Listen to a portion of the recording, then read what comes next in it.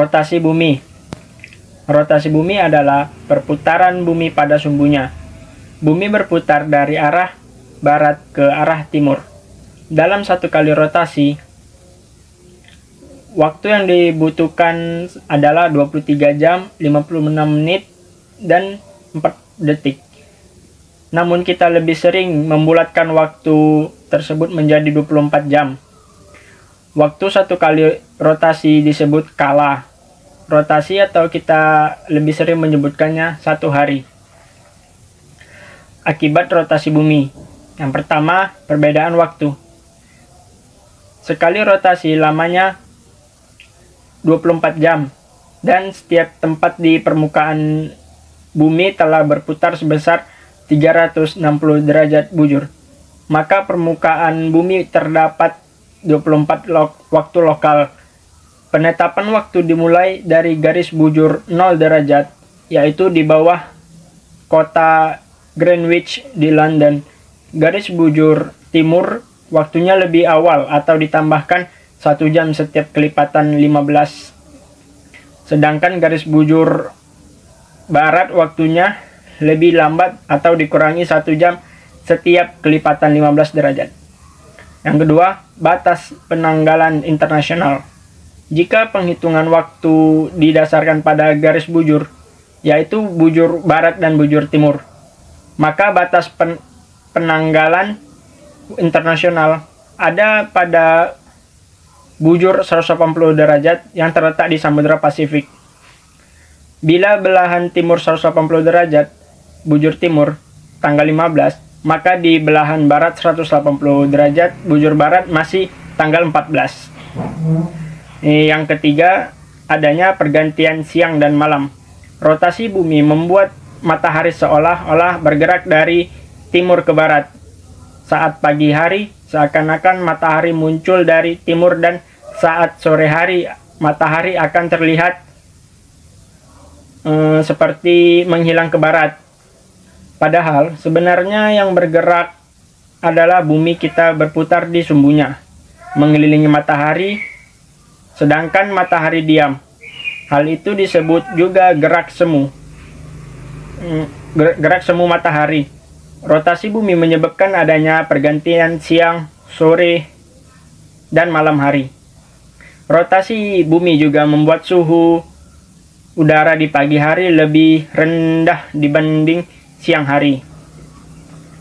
Yang keempat, adanya gerak semu matahari. Matahari seakan bergerak dari timur ke barat. Demikian juga dengan benda-benda langit lainnya. Mereka bergerak melawan rotasi bumi dan dari barat ke timur. Selanjutnya, terjadinya pemampatan pada kedua kutub bumi. Karena bumi berputar pada porosnya, maka bagian ekuator berputar lebih cepat bila dibandingkan bagian kutub. Hal ini menyebabkan pada bagian kutub memampat, sedangkan bagian ekuator menonjol. Dan terakhir, adanya pembelokan arah angin. Arah angin dari lintang tinggi yang menuju khatulistiwa akan berbelok karena pengaruh perputaran bumi. Baiklah, di sini saya akan menjelaskan tentang revolusi bumi. Revolusi bumi adalah peristiwa bergeraknya bumi mengelilingi matahari. Waktu yang diperlukan bumi untuk satu kali revolusi disebut dengan kala revolusi.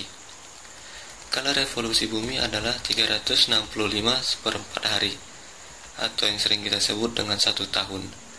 Lintasan revolusi bumi berbentuk elips, jadi selama 1 tahun bumi berputar mengelilingi matahari sambil berotasi.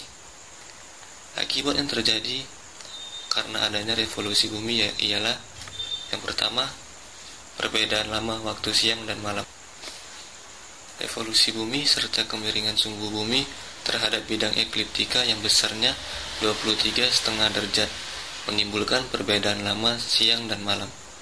Misalnya pada 23 September sampai dengan 22 Desember, panjang siang di belahan bumi utara lebih pendek bila dibandingkan dengan panjang siang di belahan bumi selatan.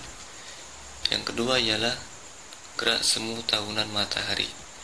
Seolah-olah pada waktu tertentu matahari berada di belahan bumi utara, dan waktu yang lain matahari berada di belahan bumi selatan.